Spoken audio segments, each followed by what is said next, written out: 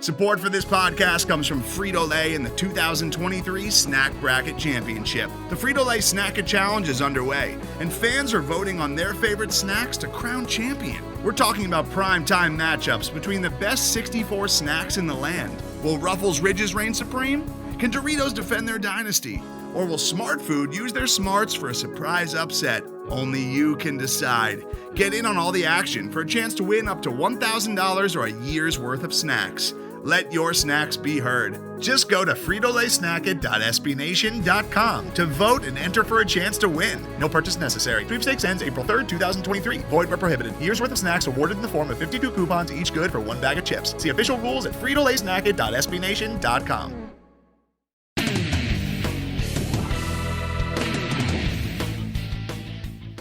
And we welcome you to this special edition of the Black Gold Banneret Podcast. It's bowl game preview. Coming up, we'll be preview. It's that Tampa takeover. It's UCF and Marshall, the rivalry that some people was trying to make it renewal, but really wasn't a rivalry.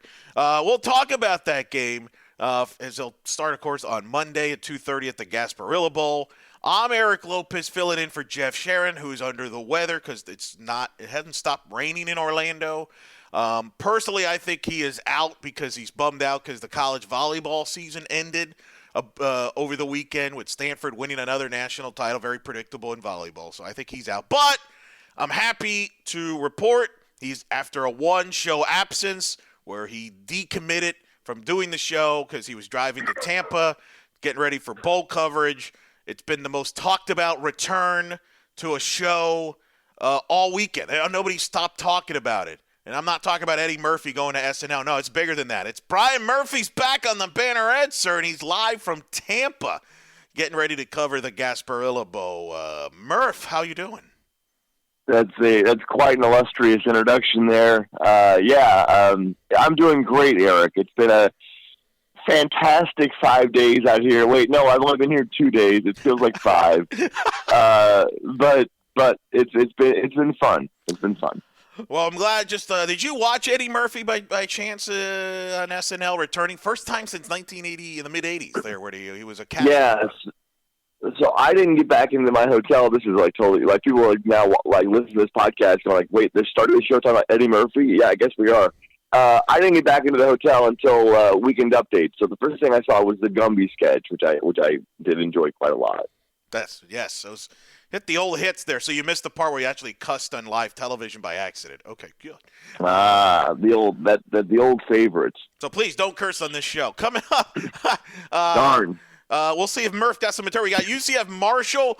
What threat do the Thundering Herd bring to UCF? We'll talk about that. We'll also discuss who's going to play in this bowl game. There's a little mystery about some players, if they're going to play or not for the Knights. What's at stake for UCF in this game? That's all coming up and much more on this special edition of the Black Gold Banneret Podcast. Of course, you can check us out at blackandgoldbanneret.com with all the latest content and written articles. Of course, lots of coverage on Monday about the bowl game. And, of course, you can follow us on Twitter at UCF_Banneret. You can like us on Facebook as well. Let's get going. All right, Murph, you mentioned you've been there now a few days. UCF arrived to Tampa on December the 19th. It was the day after signing day. They've been there. They've been to Busch Gardens. Riding roller coasters have the players. They've been doing dance and sing-alongs and a bunch of stuff. It's Tampa. It's what else is there to do? As they prepare for this bowl game against the Marshall Thundering Herd, what has been the vibe around this bowl game here for UCF from you covering it here in the few days? Well, I think the one thing we want to try to find out, even though it's like pulling teeth in these media access, that we have, is UCF, are the players really focused on this game? And we're trying to read body language and sort of being like amateur psychologists at this point, with parsing their answers. But we really want to find out, is UCF up for this game? I mean, this is a team that obviously had aspirations of another New Year's Six Bowl, and now they're ending up just down the road from their home stadium, playing in I would say, the quirkiest bowl name that there is, against a G5 team. So I think the speculation is UCF ready for this? Do they want this? And I do feel like a couple of players have been more so than just giving us coach speak this week. I think Anthony Montalvo, who's a Tampa native, the only Tampa native on this team, was asked about, what does it mean to win this game? Do you feel like you guys have something to prove? And he basically said they do, because it proves that if they win this game, that, quote, we're still here. And I think that those kind of guys are coming back next year, the sophomores and juniors and freshmen, guys are coming back. I think one of the main driving forces, the motivations for winning this game is to show that just because UCF had a season that didn't meet expectations for many of the fans and the players, they're not going to give up. They're not going to give up on this year, and they are still very much focused on being better next year. And I think they know that next year starts now. Yeah, there's been a couple trends I've noticed from the media availabilities. One, trying to win 10 games in a season, trying to become the first time ever UCF would win 10 games in 3 straight seasons. Josh Heupel mentioned that. So that seems to be one of the motivational carrots, if you will, that they're using to motivate themselves for the bowl game. And then the other one that I found interesting, Murph, is quote-unquote playing a de facto home game, calling this their other home. You asked Marlon Williams about that. Oh yes, I did. I didn't know we're cutting to a. I don't know if we're cutting to a clip here. See what happens when you miss an episode? You forget all your cues there. Yes, I know. I forgot my cue. So you wrote about this on Black Gold Banneret, which was the home field for UCF, which included your question to Marlon Williams. Well, yes, and look, to be frank, there is not a whole lot of juice. So, as I said in the article, there's not a whole lot of storyline in this game in particular, between these two sides, that really captivates you. So you try to find these different angles that maybe lead to something more entertaining. And thank goodness for Marlon Williams and then thus Greg McCrae yesterday for, just taking a question that they could have easily shot down, which was, do you find it weird that you're playing you're ending your season in your rival's home stadium? USF plays at Raymond James Stadium. And they could have said, yeah, it's a little weird, but, we're just focused on Marshall and blah, blah, blah. They could have done that. So I really appreciate and thank Marlon Williams for definitely not doing that and totally going full out and saying, no, it's a little weird, but it's okay because this is our town. And he then reiterated that, yes, Tampa's our town. We're always the home team when we play down here. So it's nothing any different from our usual game at USF. I thought that was fantastic. It was brilliant. Gave us some content, some just a spicy quote. And then Greg McCrae followed up with that yesterday on Saturday, because I asked him if he agreed with Marlon. I asked him if he agreed if Tampa is indeed our town, and he goes, "Yeah, I do. Some teams can't win here, so we will." I am here 100% for all the messiness that this provides. I love it. I think UCF has the right to talk smack right now. They've owned USF the last 3 years.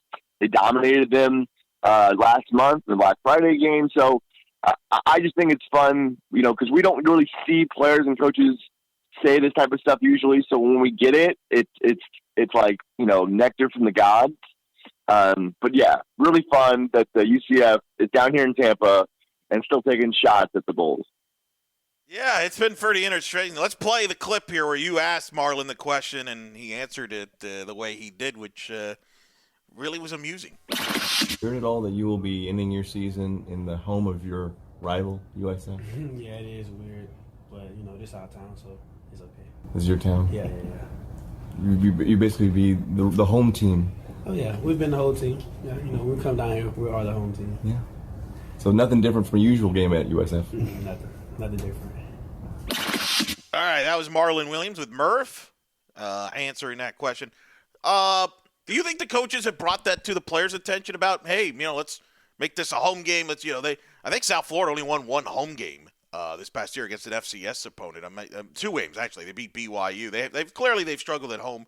And UCF won there last year at USF a couple years ago. They're going to play at USF in 2020. I have a feeling this might be brought up again. Oh yeah. But But what do you think about these two motivations, the 10 wins and playing your home? Do you think that's been strategic there, inserted in there? I think it gives you something to shoot for, right? Like, if you want a tangible, object, some sort of answer as to what are we really playing for. Well, I mean, if you win, you get a nice big round number.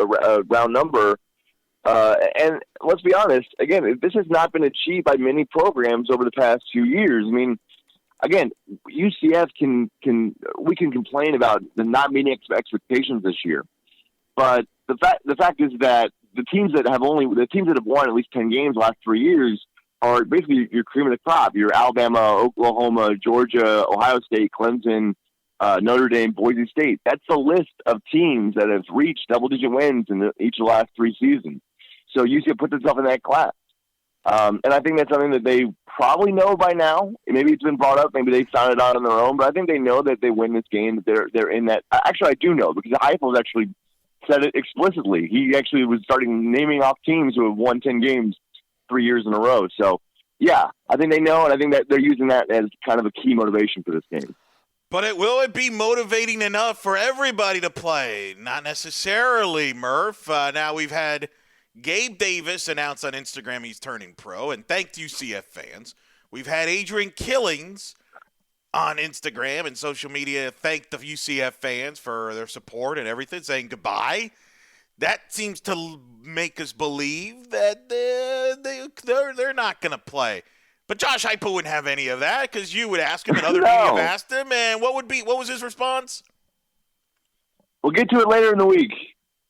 And then the last availability, which was yesterday, we asked him one more time. He goes, "We'll answer tomorrow." Well, tomorrow is now today, and there's no media availability scheduled for today. What a coincidence! What a coincidence! What a shocker! Yeah, that was when I saw that. I'm like, great, that's good. Just led you guys on. So now, as a result of this, media people like you, Mr. Murphy, that will be now on, I would imagine, on special alert when you get down to the field with warm-ups, and you'll be keeping your eyes on who's dressed, who's not dressed. And it would be probably those first couple of series will probably be interesting just because you're wondering who's on the field and who's not, right? Sure. I will say, so I think what's funny about all of this, too, is that everyone who's asking Heupel this question about, who's playing, any update on this guy, we know pretty much who isn't playing in this game. We just need him to confirm it. So I'll just say this. I would not expect Gabe Davis to play.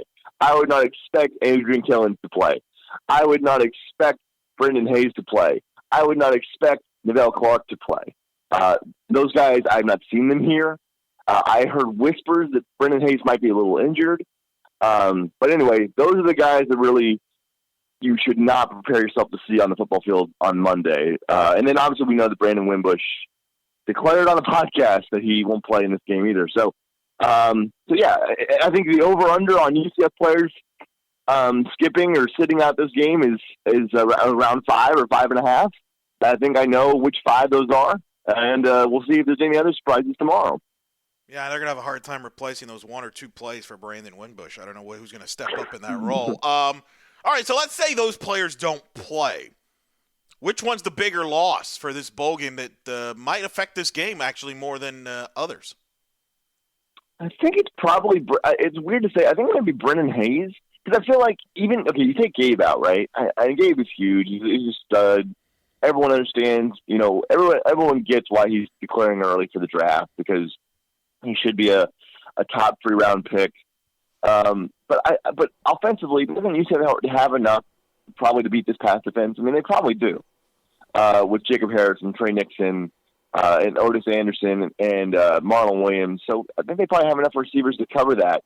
I'd just be interested to see, without Brendan Hayes in there, Marshall really relies on its run game. And we can talk about Brendan Knox, the Conference USA MVP, led the conference in rushing this year, a total workhorse back at 6 foot, 225 pounds, who had 33 carries on the season finale against FIU. He's had about 25 carries per game over the past 7 or 8 weeks. So Marshall's going to run the ball, and you're going to need your run defense to really be on point. And so losing a guy along the defensive line, I think that may be most concerning, most of all. And we'll see, how you could, picked up the slack there. But I think that's the one position where I'll be watching pretty closely. Yeah, it is going to be interesting there. And the thing is, I don't have a problem with players skipping bowl games. They are exhibition games. They got to do what they got to do. And I don't, to me, if I was a coach, I wouldn't even be that bothered by it because I would give other players opportunity to play. And players probably they're going to have an impact on your team the following season. So I think you can do some different things as a result of it, no? Certainly. And we've asked coaches about that, and obviously they're not very forthcoming with what the plans are, but I think we all understand that with the vacancies, and also because it is an exhibition, it really does allow you an opportunity to get some younger guys a little bit of playing time, perhaps. I don't know if that's going to happen, but I think it's certainly within the realm of possibility, and probably should happen because, again, what are we talking about here? We're talking about a win. I get that, but it is also the Gasparilla Bowl versus Marshall. I mean, it's not a New Year's Day Six Bowl. Well, coach, Josh Heupel, of course, leading UCF to their second bowl game in a row under Josh Heupel, looking for his first bowl win as head coach at UCF, of course, coming off the loss to LSU in the Fiesta Bowl. You realize, Murph, if UCF were to get a win here, Josh Heupel would be tied for the second most bowl wins by a head coach at UCF. Wow. Build a statue. Huh? Tied with Scott Frost, who has a bowl win in Atlanta, which you were there, Murph. You've seen that one. George O'Leary's the leader in the clubhouse with 3. So we haven't had a lot of bowl wins. But that's what Josh Heupel is looking to accomplish. And he may lose some of the players. Earlier this week in Tampa, he was asked about his thoughts about players skipping bowl games. Of course, Josh Heupel played at Oklahoma, national champion. Of course, been a coordinator. He's been around college football now for a while as a player and as a coach. And he addressed the question about his thoughts about players now skipping bowl games in today's day and age of college football. Country, I think, right? I mean, 10 years ago, that didn't happen, right? I think guys are, trying to protect themselves in some respect. And I think bowl games are a great opportunity, right? I mean, bowls, whenever they started, right? In a large respect, just dealt with giving kids an opportunity to go experience a different culture, a different place, and a different experience. And I still think that's a huge part of the bowl season, right? And a great opportunity to go spend time with your teammates and have a growing experience. That was Josh Heupel in Tampa. They're answering that question. You were there. What was your reaction to that answer? I thought it was fascinating. He's like, hey, look, players got to protect themselves. But then he kind of went off on this lengthy deal about what bowl games mean and the bond and special thing. I got the sense he can't say it publicly, and he can't go because, when you're recruiting stuff, you always got to be pro player. But I kind of feel like he's kind of like Nick Saban in a way that I don't think they're real thrilled secretly about players skipping bowl games. I mean, I don't know. I do feel like he comes. I mean, he's a coach, right? I mean, yeah, he used to be a player, and we all understand that. But he's a coach now, and so coaches want certain things, and what coaches don't like to see, even though they can say all the right things about players taking care of themselves, coaches would like to have their players available. That's all. I mean, it's all it's about. And so, I don't want to project that he is totally against it. I just think that he's coming from a mindset that is understandable. He wants his guys available because he's supposed to be their coach. That's all. I wouldn't really make too much of it. Right. So you think it's more of a game day thing? It'd be no different than a player that's not available on a regular season game. It's more of, I'd like to have everybody available type of thing. Yeah, because I mean that's his fair. job. Yeah. Okay. No, that's a good answer. See, that's why you're covering this team in Tampa. They're beautiful. How's the weather been, by the way? Not great. I mean, the temperature's fine, but it rained all day yesterday, and it's probably going to rain a lot today as well. They've called off today's pep rally. Oh, no. So, no. Yeah, because of the impending weather. What are we going to do? Yeah.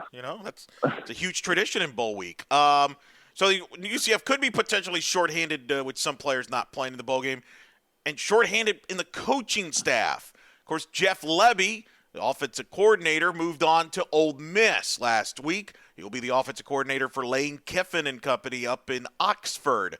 Josh Heupel addressed that earlier this week, about Jeff Lebby departing, and what does that mean? As Murph asked him here about, well, what does that mean with Jeff Lebby and the impact on the offense and what he does? Here's Josh Heupel. I'm excited for Coach Lebby, man. Great opportunity for him. He gets an opportunity to go lead it and call plays.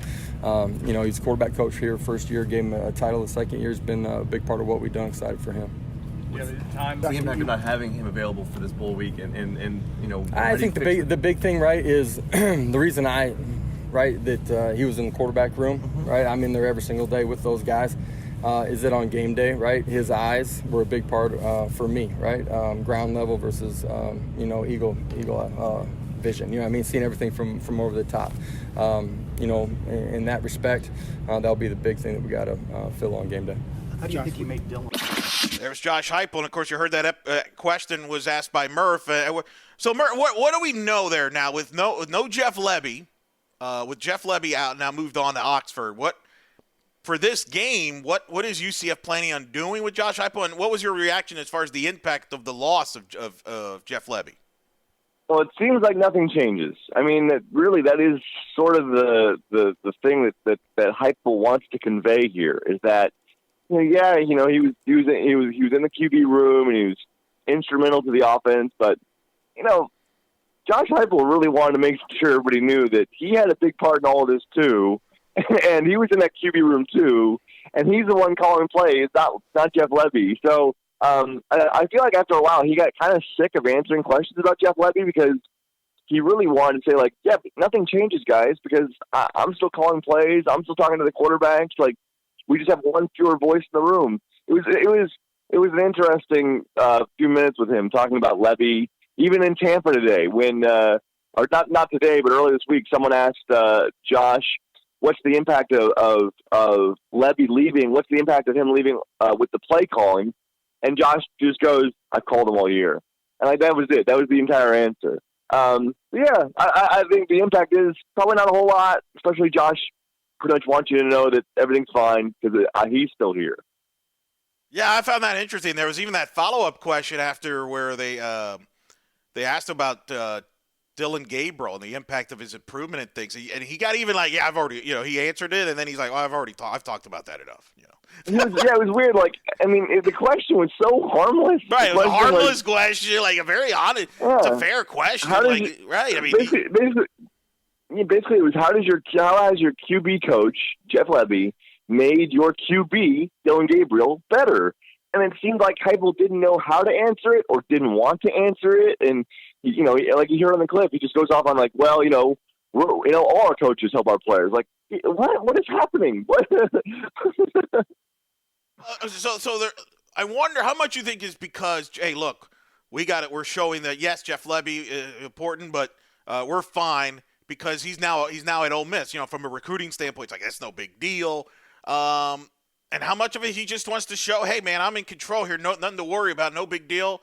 And we're gonna get a new quarterback coach, but nothing changes, everything's fine. I mean, that's I guess the message that we should get from that, no? Yeah, but I do think it wasn't really brought up by Heupel, but I do think if there was one thing that Lebby was good at, and I think maybe may have an impact going forward is the recruiting. He was a good recruiter.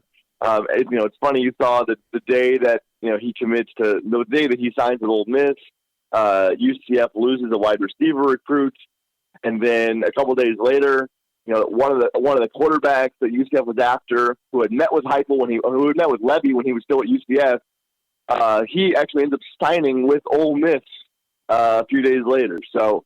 I do think that's something that maybe we haven't explored a lot with Heupel, but I think that is the one thing, if anything, that people or that this program will be hurt by in some sort of quantitative measure is that that Lebby was a pretty good recruiter.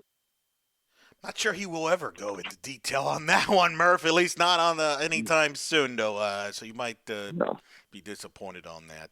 So that's kind of the UCF as they get ready for, of course, the Gasparilla Bowl at 2:30. They do have an opponent, by the way, and coming up. That's the rumor. That's the rumor I was told. I've heard. I've read reports on Black Gold Banneret and other outlets. There is an opponent in this game for UCF, and when we come back, we're going to talk about that opponent. Who is Marshall? That's the rumored opponent. Are they there? We'll tell you about that when we come back. Plus, later on, we'll talk about how important of a bowl season is this for the American Conference. Here's a hint. They're not off to a good start. We'll discuss that. Plus, who are the possible NFLers that might run into and get to hang out with at the bowl game on Monday? We'll discuss all of that, plus your favorite Marshall UCF memory game. All that coming up on this special edition of the Black and Gold Banneret. Today's episode is brought to you by Cars.com. With over 2 million vehicles and 50,000 more added every day, Cars.com will match you with the perfect car for you, your budget, your life, your style. And if you're ready to say goodbye to your current car, Cars.com will get you an instant offer to cash it in. Just start by entering your license plate and get matched with a local dealer who will write you the check. So whether you're looking to buy or sell, just go to Cars.com. It's magical. They're very talented, number one. And, I heard Lane Kiffin say after they played them, they thought it was like playing an SEC team. And, you watch them, and that's what they look like. They got great skill and got a young quarterback who's a freshman that's a really talented guy. So it would be a great challenge for us, but, one I know our kids and coaches look forward to.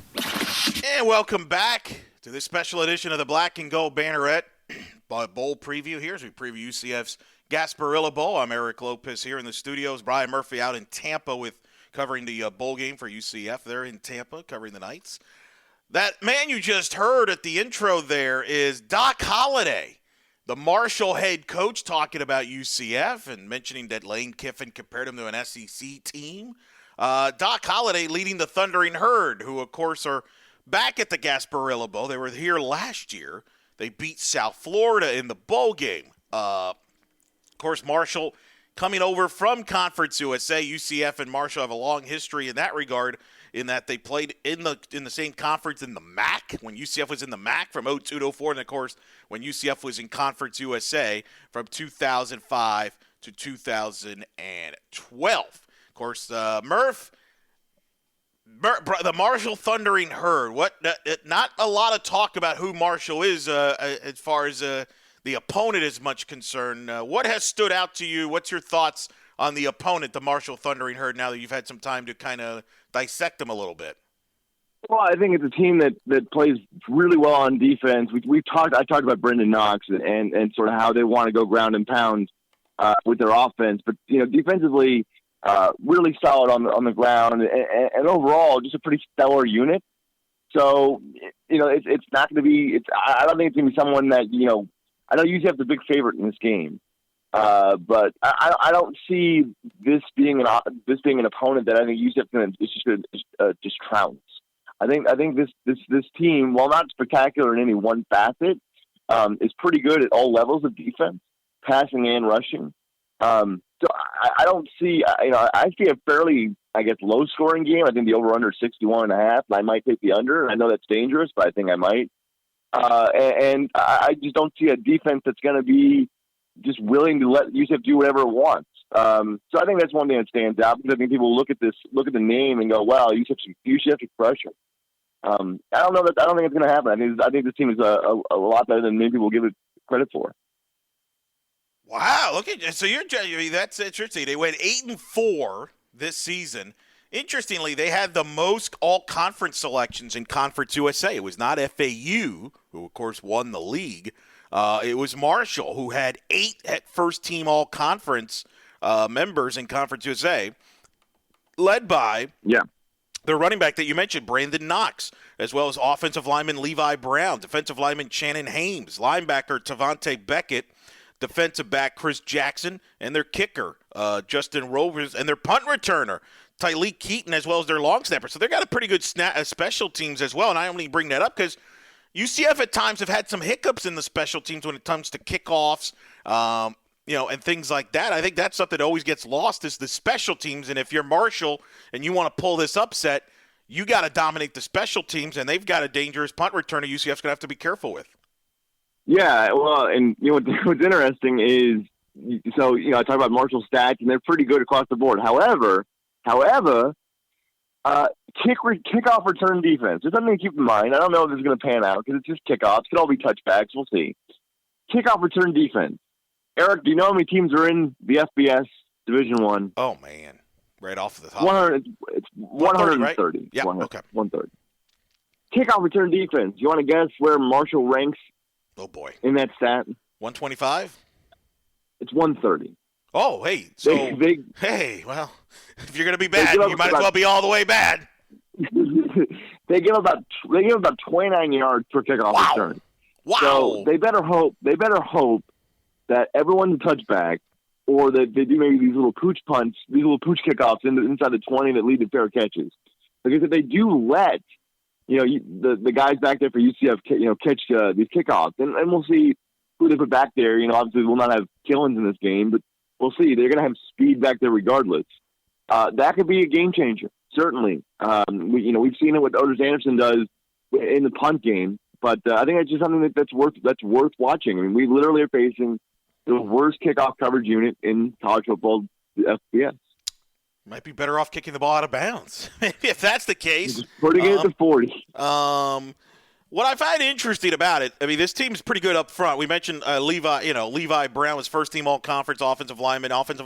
Kane Madden was second-team all-conference. The reason I bring this up, and then you look at a defensive lineman like Shannon Hames. When UCF has lost this season, and there are 3 losses, I think you would agree, Murph, one of the themes in those losses has been outplayed in the line of scrimmage. The Pittsburgh game, certainly in the Cincinnati game, and even the Tulsa game too, as well. So I think that's the interesting thing. Marshall is going to try to be physical up front, try to shorten the game, dominate the time of possession with their star running back, Brandon Knox. How concerned is this for a UCF line of scrimmage, both in the offensive line and in the defensive line, which at times has struggled this season? Well, it's concerning insofar as if this game remains close, and you kind of allow Marshall to sort of do what it wants to do, which is sort of pound away at you with this battering ram running back. We talk about it all the time, right? But you got to get off to a fast start. You need to put them behind the 8 ball. If UCF gets up 14-0 in the first quarter, then we might have a runaway on our hands.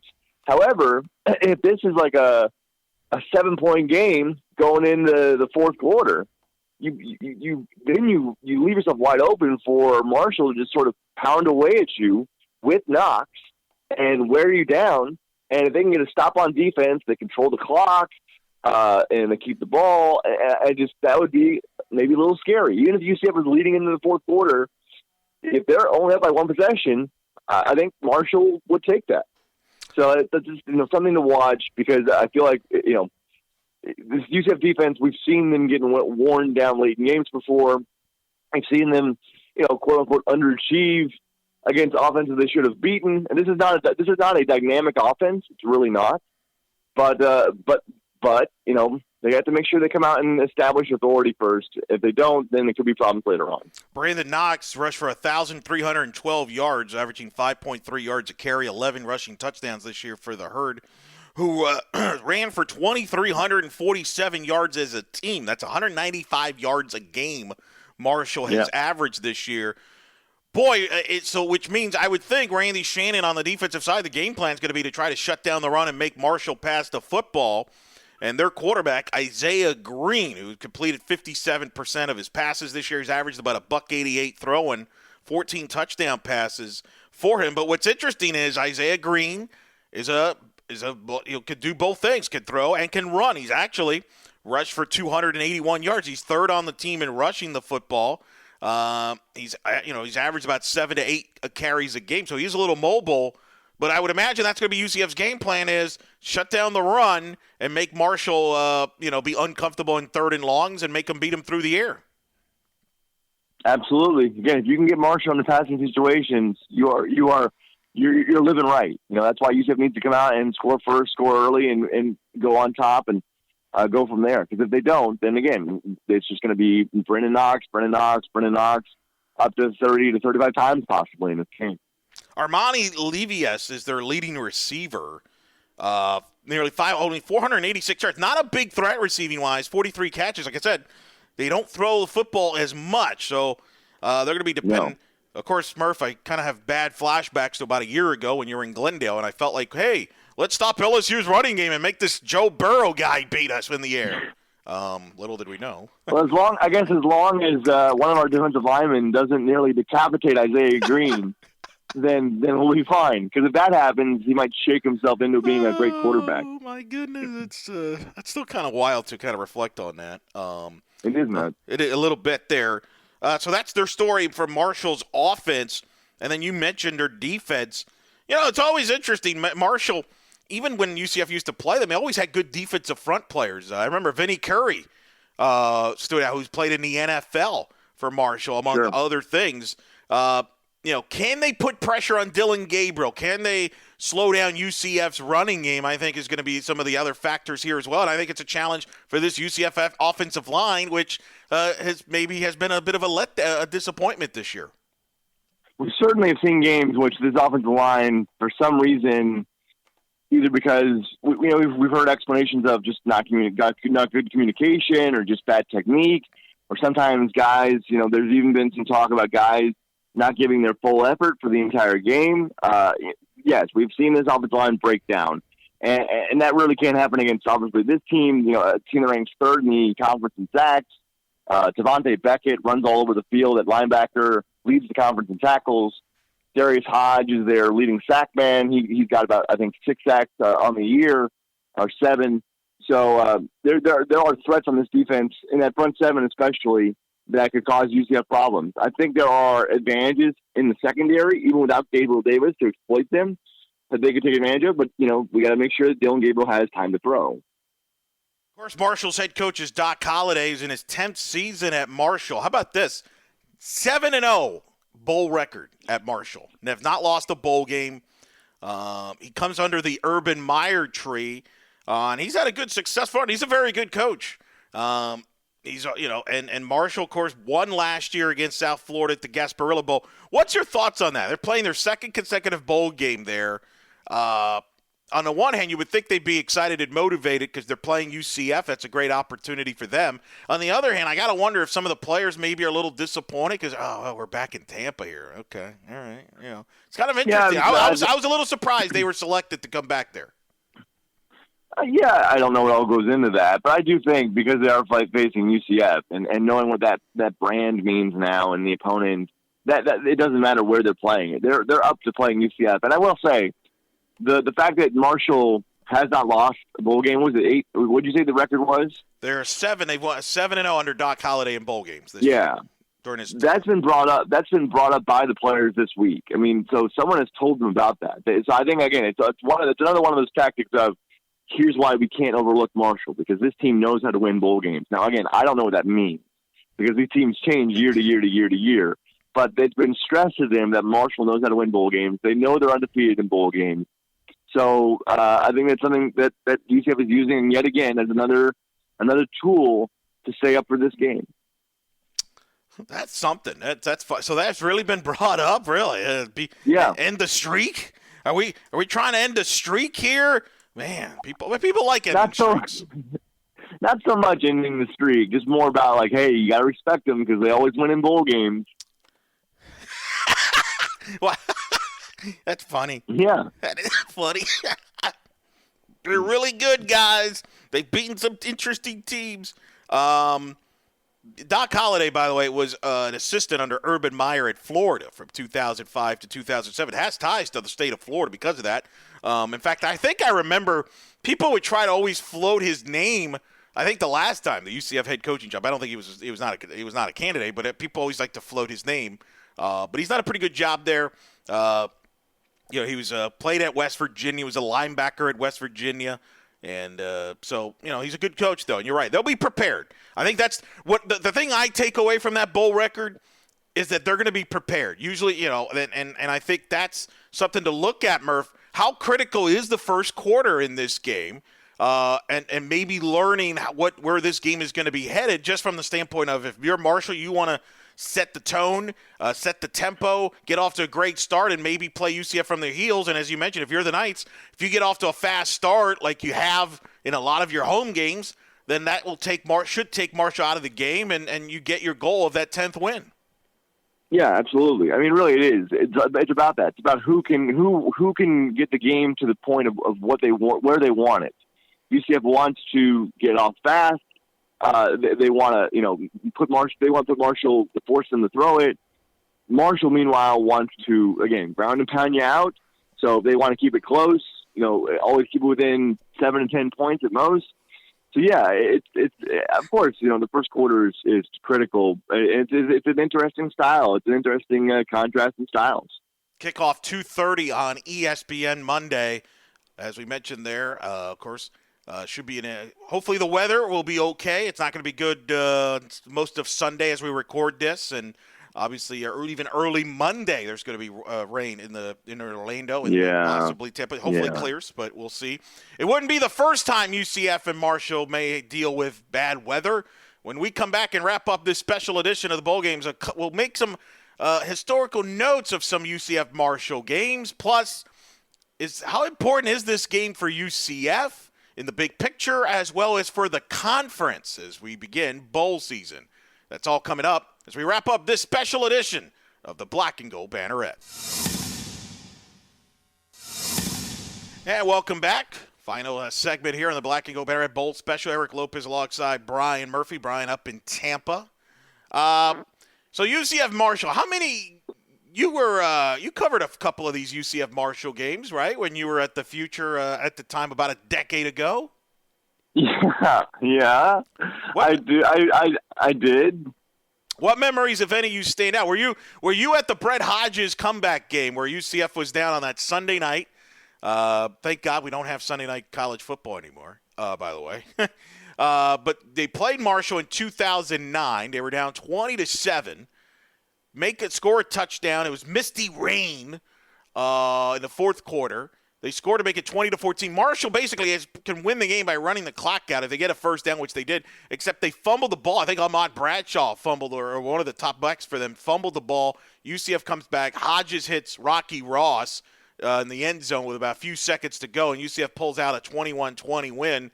They would go on to win 9 games and, of course, end up playing at the St. Pete Bowl against Rutgers there for UCF. Marshall's season kind of went downhill from that moment on. That's one of the – I would say that game – there's 3 games that stand out, I think, when the UCF fans look back at the UCF Marshall games from the days. I think that game stands out. The 2005 game in the Citrus Bowl where UCF finally ended that long losing streak after going winless in 2004. They stormed the field at the Citrus Bowl. I remember I was a student broadcaster there, and I remember the word spread out real quick. Hey, the goalpost is going to be at the pond on campus. And so everybody raced to on campus at the pond, and everybody was celebrating and got into the pond, and there was the goalpost there. I don't know where the goalpost ended up after that. I just remember everybody was celebrating because, hey, we won a football game. Can you imagine that now, Murph? People actually was just happy to win a football game back in the day, not like now where we get up, the world flips out because we only won by 20. But that's probably the number one memory. And then a monsoon game in 2011 where literally it was supposed to be a tropical depression system or a very borderline system that was just pouring down rain. For whatever reason, we all decided to come to that game. Barely could see in the press box because it was pouring down rain. Brent Harvey and company. UCF won that game 16-6 in just a monsoon of a mess. If you Google it, you'll see the photos from it. It was just insane.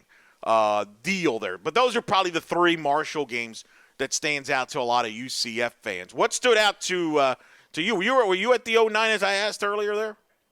I was not. I had just graduated the spring before, so I was not at that game. I it's funny. Back in the CUSA days, I did make quite a few road trips as a student journalist to away games. I remember I went to Southern Miss. I went to UAB. I'm trying to think of the other places I went to as well.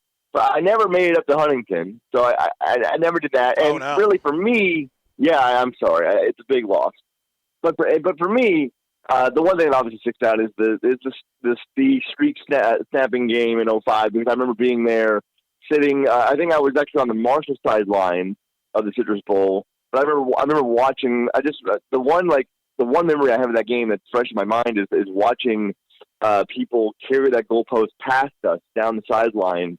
And I was like, this is wild. This is absolutely wild. And I think that might have been 2005. That might have been maybe my first or second UCF football game. Like I became a student in 2003, but I didn't really start following that closely until like 2005. So yeah, I think that might have been the first, second game I've ever been to a UCF game. Well, that's a pretty good game to be at. Knocking off the Thundering Herd, and UCF would go on to play in the inaugural Conference USA Championship game in the Citrus Bowl, losing to Tulsa.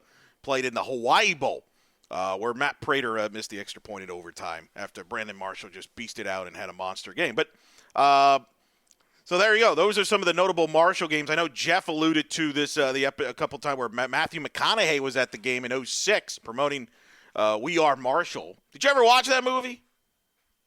I did not, which is nuts because I'm a huge movie fan, but that didn't really start till like 2000. They didn't start till recently, so yeah, I missed that one. I missed We Are Marshall. I really should go back and watch it. I mean that honestly. Well, it's too late now. You can't recap it for us here, and you can give us a review on the show. I don't know. What am I even good for? What am I good for? But Matthew McConaughey was in the sideline when UCF won on a Torres field goal to win it up in Marshall.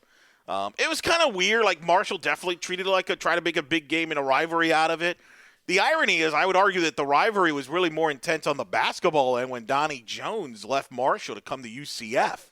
That first 2 years was intense because Marshall fans were mad at Donnie Jones. You had the Marshall basketball head coach. He was kind of a whack job there. I mean, there was a game where I think he actually faked getting run over by a player. He actually faked it, trying to draw. So Tom Herron, I think, was his name. It was just kind of crazy. The UCF Marshall games those first couple of years when Donnie Jones was at UCF, that was kind of intense. But here we are. They're going to be at the bowl game. How important is this in the big picture for UCF? Is this a big deal at all? I know people, we always try to make a big deal. Well, this is important. Like, I don't buy that regardless of the result of this game that has any momentum or has any factor going into the following season. And I'll use the example of UCF playing in the Cure Bowl in 2016. They lost to Arkansas State. People were absolutely dumbfounded by that. They thought that the program was not – people were asking, was it heading in the right direction? Who's going to be our quarterback? Because it's certainly not going to be this Hawaiian kid, Mackenzie Milton, the freshman, who they just boot off the field during that Cure Bowl because he struggled. He ain't going to – oh, my God, what's going to happen? Well, the following year they went undefeated. Mackenzie Milton became a Heisman Trophy top 10 finalist, basically. So – spare me on the whole bowl game builds momentum into the next year. Am I being too harsh on that, or am I accurate on that? No, you're right. That narrative is brutal. It doesn't make any sense. In any sport, by the way, like in any sport, it's all very convenient. Like, if a team ends their season strong, and then they go, we'll carry it over to next year, and then they have a good year the following year, people will draw it back to that game from last season as if that mattered. As if an entire year didn't come and go and things changed. So no, I hate the narrative that ending a season strong helps you for next season because it doesn't make any sense. I think I've stated that the look of having 10 wins for 3 consecutive years. I think that does mean something in terms of which other programs have done that in the last 3 years, and those are the elite programs. So I think that's something that UCF has to play for in this game. And to be honest, to be simple and obvious, they're playing for a win. Who doesn't want to win? I mean, you want to win. You play to win the game, as someone said. So I think this is what most of all that's what it's about. It's not about winning for momentum for next season in every sport. That's asinine.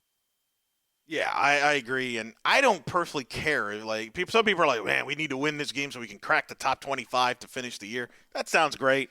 That has no impact on next year. In fact, I don't think it impacts the preseason poll. I think if you look at the preseason poll in August, I think it's either going to be UCF and or Cincinnati that'll be in the preseason top 25 when it comes to the American, regardless of what happens. What's going to have more impact on UCF's ranking next season? A win here or a miraculous recovery by Mackenzie Milton that puts him back on the football field? Right. I think it'll be Mackenzie Milton. Heck, I don't think a lot of people will even remember this bowl game, a week from now. as far as non-UCF Marshall fans. Nobody will even notice. And people will forget by the time they vote the ballot. I'm like, hey, they beat Marshall. Let's put them in the top 25. But it is what it is. Look, you're right. But it's better to win. This program has only won 4 bowl games. There's the list. They won the 2010 Liberty Bowl against a 6-6 Georgia team that had A.J. Green allegedly partying up in Beale Street, which, who could blame him? You were at that game, right? Were you at that game? Is that what happened? No, I remember watching that game from home in California. So is that what happened in that game, that Georgia couldn't score because A.J. Green was having too much fun on Beale Street? That was the word on the street. Get it? Word on the street. Wow. Georgia, A.J. Green did not obviously went on to the NFL. It's had a pretty good career. So that was UCF's first ever bowl win, by the way, this decade. Then they followed it up with what was called then, I think, the Beef O'Brady's Bowl at the Trop when they beat powerhouse Ball State by 2 touchdowns. I remember watching that at a sports bar because it was the day after my birthday, and I certainly wasn't, and I was just celebrating the birthday. And then they beat, of course, the last 2 I think few people know about. They beat Baylor in the Fiesta Bowl, 2014, January 1 of 2014, and, of course, the Peach Bowl against Auburn. More memorable. This one may not be as memorable, but still, you want to get, tally up those bowl wins. Yeah. Well, it's funny. I remember the Liberty Bowl win over Georgia, probably because, let's be frank, it was Georgia. And yet I do not remember at all. I don't remember at all them playing Ball State, much less beating them in the Beef O'Brady's Bowl. I don't know if I even watched that game. Maybe I did. But yeah, it's sort of like how it is what it is. Like, you pay attention to the big bowl matchups against the Power 5 conference teams, and you sort of clear space when you don't play those teams. And we've talked about that often with these players. Are they at all disappointed that they don't get a chance to play an ACC team in this bowl or anything like that? And they've all said the right thing about no, we don't care who we play, all that good stuff. But the fans probably certainly do. And at least for me, speaking as a fan, for the past 15 years or so, it is pretty amazing how, like, oh yeah, I can definitely remember the big bowl games. I remember when they played Mississippi State and cowbells were deafening. I remember when they played Georgia. I remember when they played, obviously the Peach Bowl and the Fiesta Bowl, which I was at. But do not remember Ball State. And I really, I remember when they played Rutgers. I remember we made Mohamed Sanu look like the best receiver in the nation. But I think I remember that more because at that point, Rutgers was a big name program for us to be facing Rutgers. But Ball State did not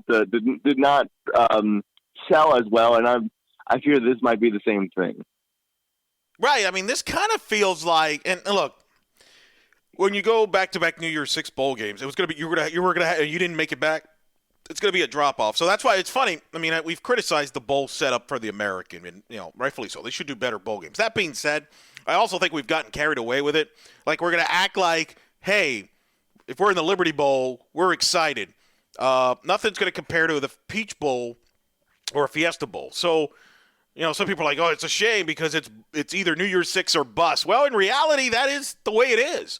That's not going to change even if you upgrade your bowl games. That's going to be, and it's a credit to the program to the point where I think UCF, and I'm going to defend the fans here, they have had so much success. We've had so much success that it is kind of New Year's 6 or bust. That's no different than the big, at Alabama, which is national title or bust, or Clemson, national title or bust, or things like that. That's just, you may not like it, but that's reality and moving forward. And I think I understand it for UCF fans. It's like, hey, it's New Year's 6 or bust because we've been there now. They've been there 3 times this last decade. Yeah, and certainly you go into this season with the expectation that that's what's going to happen again. I mean, we all did it here at Black Gold Banneret. We all thought they were going to the Cotton Bowl. Not a single one of us picked them to go anywhere else. Even though we didn't even know how good Dylan Gabriel would be at that point, they did not meet expectations. However, I do think there's a difference between not meeting expectations and then having a bad season. I do not think this is a bad season. If your bad seasons are 9-4, 10-3, then you're living right.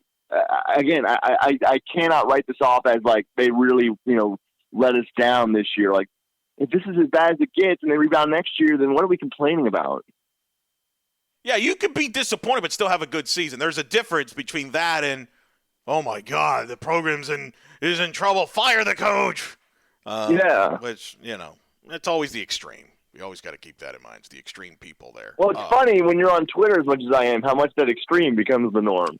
Oh, tell me about it, dude. You have no idea. I mean, you should have. I mean, I'm not even going to get into it, but, the Oklahoma men's basketball game, I mean, there's still people out there that are critical of Johnny Dawkins' every move, which is just get a life. Like, man, like, seriously. Yeah, really. Unbelievable. We'll get into that in a future episode.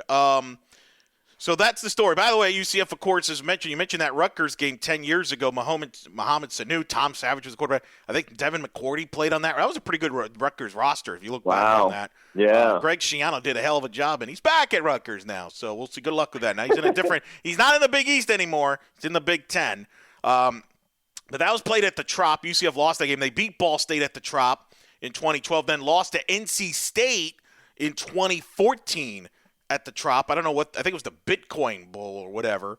A quarterback by the name of Jacoby Brissett lit up UCF and was the player there that was the best player on that field that night when NC State knocked off UCF in the bowl game. So this is the fourth time that UCF's kind of played. The difference is this one is at Raymond James Stadium, not at the Trop. You have to be happy about that as much as a diehard baseball fan as you are, Murph. I don't think you're bummed out that this bowl game got moved from the Trop to Raymond James, right? I guess not. I kind of still would have liked to go. I mean, wow. I'll say this. I'll say this. I would like to be in the Trop not because I love the Trop, because I don't, but any part where there's baseball in my life, then I feel good. However, I will say this.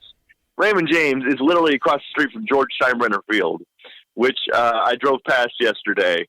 So maybe after this game ends and I get out of the press box around, 7 or 8, maybe I'll walk over across the street and just take a look at maybe where I'll be come March once we got pitchers and catchers reporting.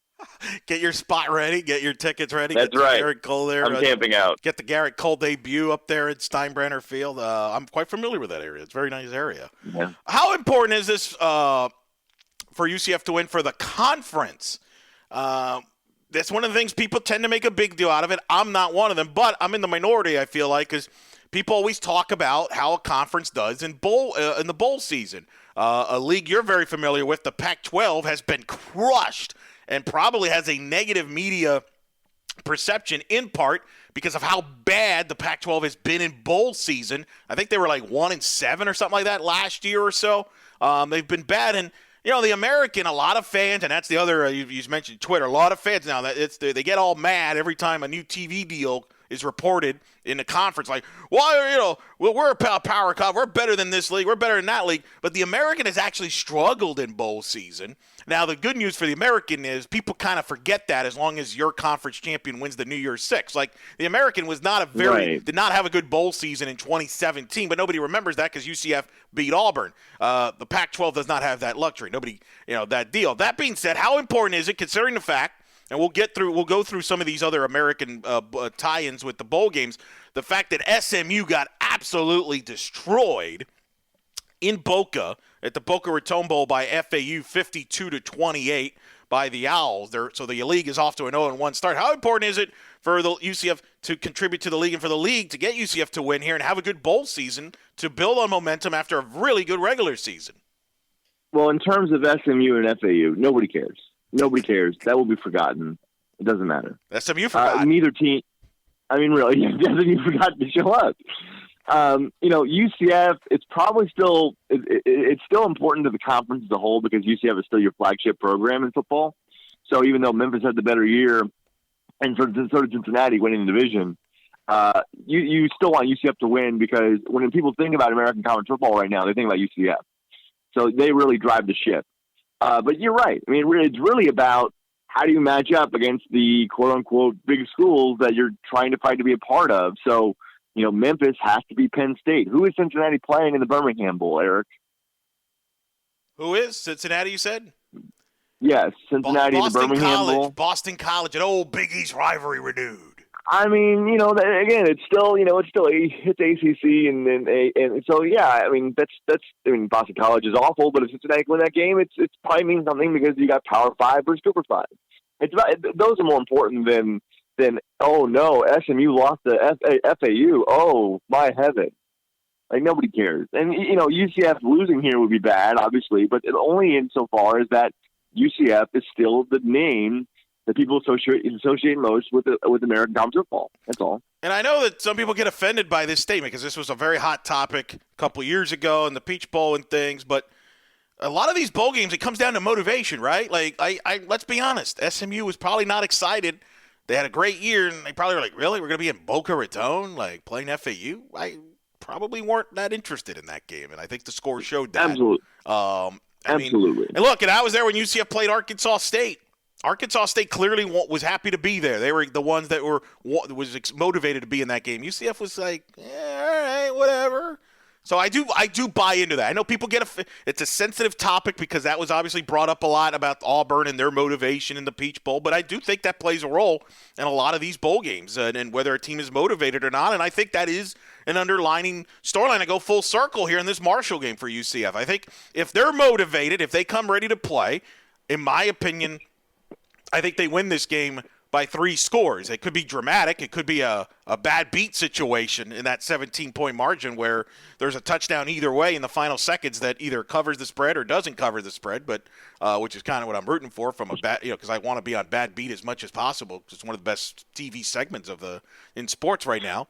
But motivation's a big factor here, Murph, and you'll know her. I think we'll know there early as well, going back to the first quarter, if this team is interested or not in this bowl game against Marshall, right? Yeah, I think you're right. And we've talked about, the threads that UCF is holding on to here as motivation about, 10 wins. And, you got to respect Marshall because they're really good in bowl games and all this other stuff, finishing on a good note for next year. And, all these things. Yeah, and they're using these to try to get themselves pumped up. And hopefully you hope that in the end, talent wins out. Talent wins out. Even the guys that are sitting out this game for UCF. UCF should still win this game. But that's why motivation and sports psychology is a wonderful thing because it sometimes it doesn't matter how talented you are. It's about how hard you work at it and who wants it more, right? So I think UCF was trying to guard against that sort of letdown. I think that's why we're talking about these sort of things about they know what Marshall's bowl record is. But I think they're being told this so they know as a reminder, guys, you can't just sleepwalk through this one. So we'll see. I'm interested. I would not take UCF minus 16. I certainly wouldn't do that, but we'll see what happens. Stay away. Stay away. Other quick notes. We're going to go through some other bowl games involving American Conference teams. Just give me your quick thoughts here, quick hits here. The Military Bowl on December 27th in Annapolis. Temple, you mentioned it. They're going to play a Power 5 team. They're going to play North Carolina. Mac Brown, the ACC. I think this is interesting because Temple, obviously, in UCF's division. And then North Carolina, that's who UCF's going to open with here in the 2020 season. And their phenomenal quarterback. People talk about Dylan Gabriel as far as the phenomenal freshman year he had. A lot of people probably think the best freshman quarterback out there is Sam Howell in North Carolina. We could have either way. I think that some UCF fans might be interested in that from that standpoint. Yeah, I think it's a game you should watch if you're a UCF fan, just to see what North Carolina looks like. Because, like you said, a lot of that what you see there is coming back next year too. And it's the bowl game that I think that we all thought at one point UCF would go to, and we kind of wanted to go to because it would mean an ACC opponent, but. You understand why they didn't do that, not only due to geography reasons, but because, UCF's going to see this North Carolina team here in about 9 months. So, but that's important for Temple to win because it is another G5 versus P5 game. Yeah, no, it really is, and that'll be interesting to see how that one plays itself out from a bowl game standpoint. I think that you're right. I think there might be a little few extra eyeballs, a little scouting to get a taste of what might come. Obviously, Memphis will be in the Cotton Bowl on December 28th against number 10 ranked Penn State. No Mike Norvell. Mike Norvell now at Florida State. He's not doing a Scott Frost. He's out getting to building a staff at FSU. They promoted their interim coach. I think he's going to be their head coach full-time there from Memphis. Your thoughts on that one? Just the promotion or the game itself? Both. I mean, I was kind of surprised, right? Because there was a lot of talk about who would be the head coach doing a national search, and they just kept it from within going in that route.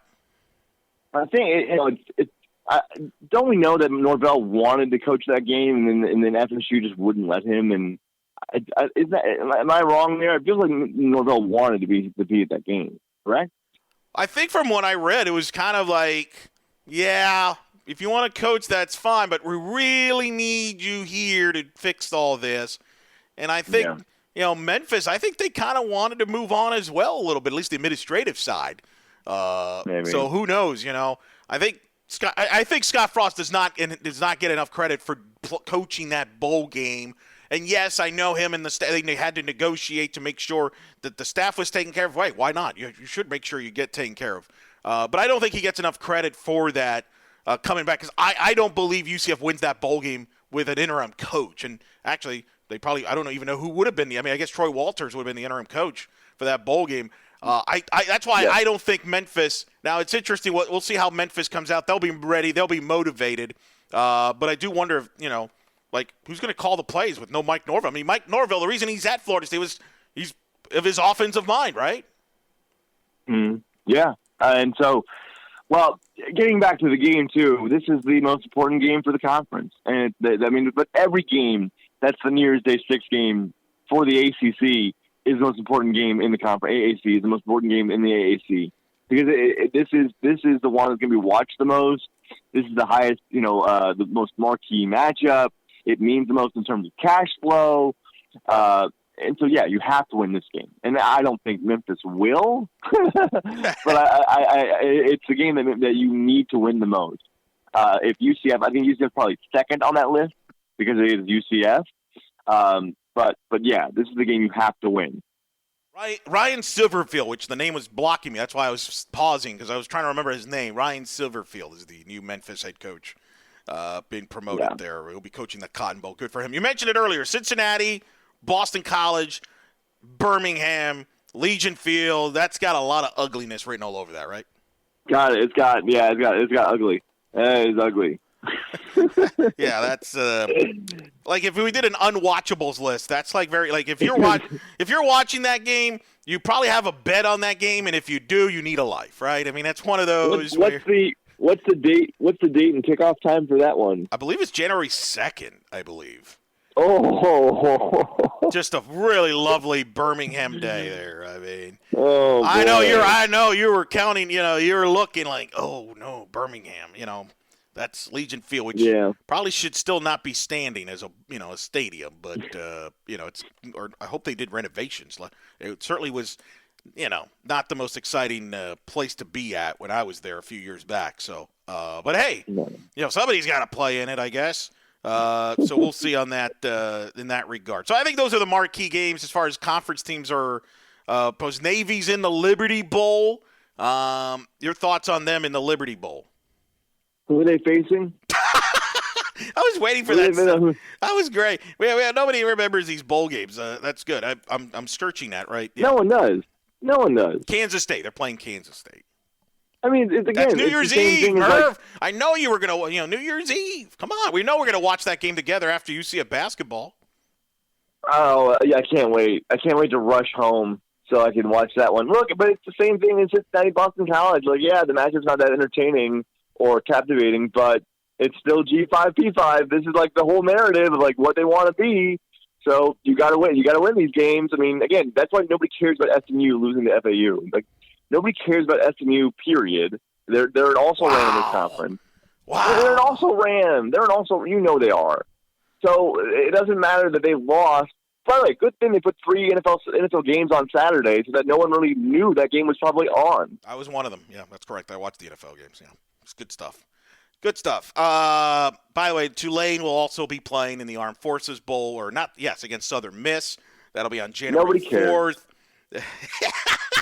Nobody the cares. Birmingham Bowl, as I mentioned, was on January 2nd. All right, let's move on. Good segue, Murph. You've learned NFL. Let's move on. Lastly, the game will be played at Raymond James Stadium on Monday for UCF here as they take on Marshall.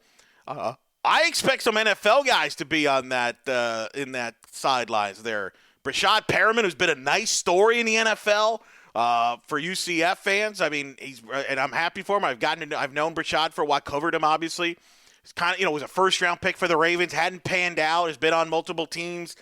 and really probably playing for his NFL career, has had a nice stretch here the last few games. Had over 100 yards in the game against Houston, had a monster game in the win against Detroit, and has taken advantage of the injuries to Mike Evans and Godwin and company. He's had a nice run, and I expect Perriman to be at this game on Monday there for probably representing the black and gold, right? Yeah, I would hope so. Maybe at least be on the sidelines. And on the other sideline, you should have Perriman's offensive coordinator, correct? You should have Byron Leftwich at this game, correct?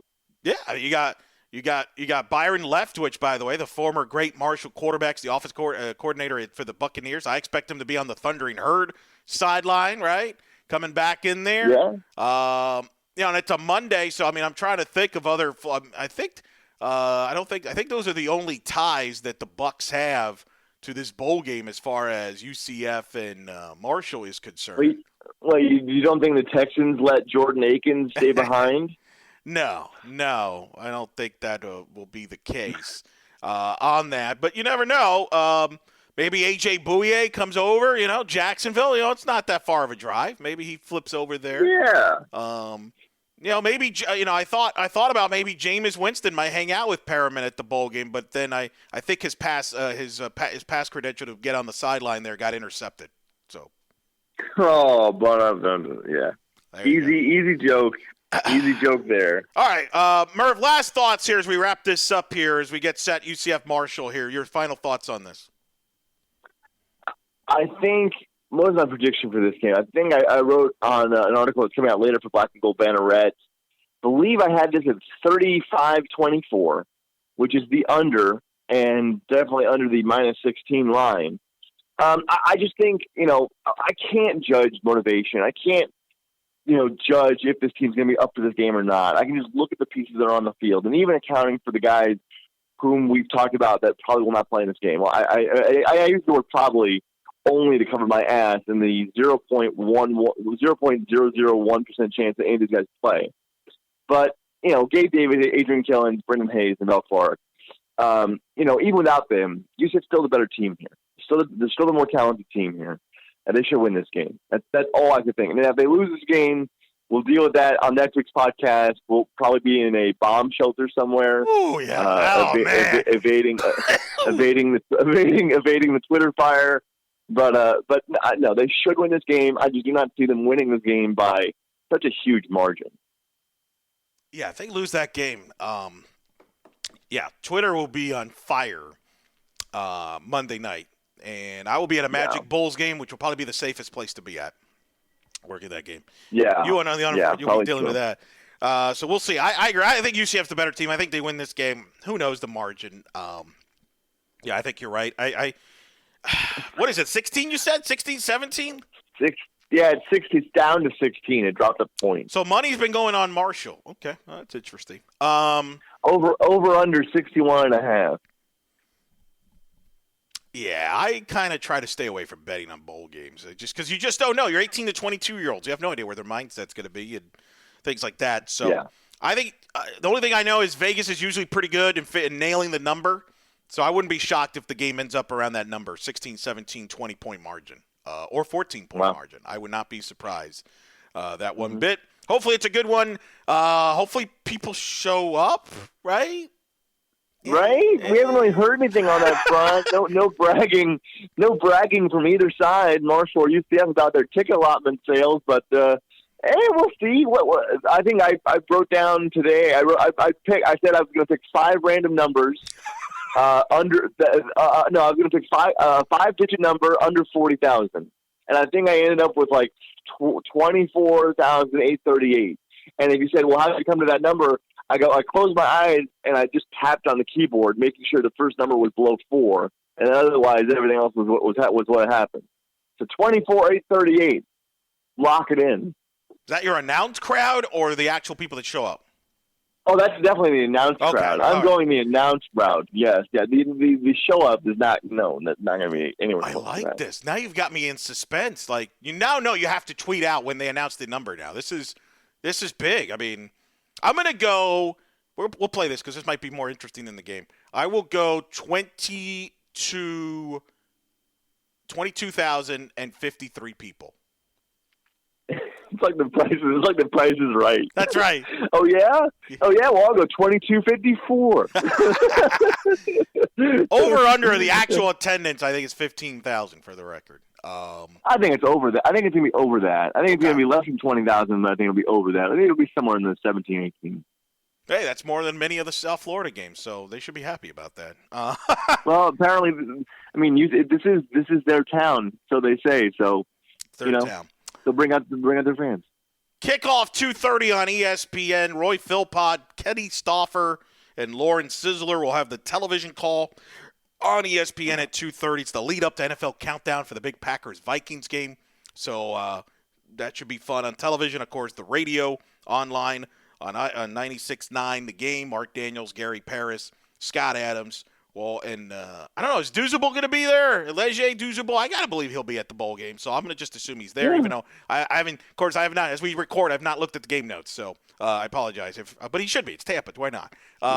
Yeah. So they're all going to be. All that matters is Brian Murphy's going to be there, Murph. Tell the audience where they can find you on Twitter, because you're going to be tweeting during the game and then after the game and all the coverage from Raymond James.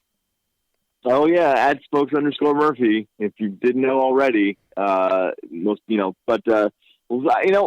happens. I just hope no one gets hurt. We know what happened last time UCF was in the stadium. The program trajectory changed forever. So just no one gets hurt. Have a clean game, and hopefully UCF wins. And if they don't, I'm gonna need some protective gear to get out of Raymond James alive, or at least have my car not be pounded by rocks as I drive off in the 275. So, well, your phone and social media, you might want to stay away. Mute. Just saying. Should be fun. All right, Murph. Have a great time over there, sir. We look forward to the coverage there, and be safe out there. Thank you, sir. That's Brian Murphy in Tampa. He'll be at the Gasparilla Bowl. I'm Eric Lopez. We hope you've enjoyed this special bowl edition of the Black and Gold Banneret Podcast previewing UCF. Marshall, check us out at blackandgoldbanneret.com for all the coverage of the bowl game and the post-game coverage. We'll have instant reactions.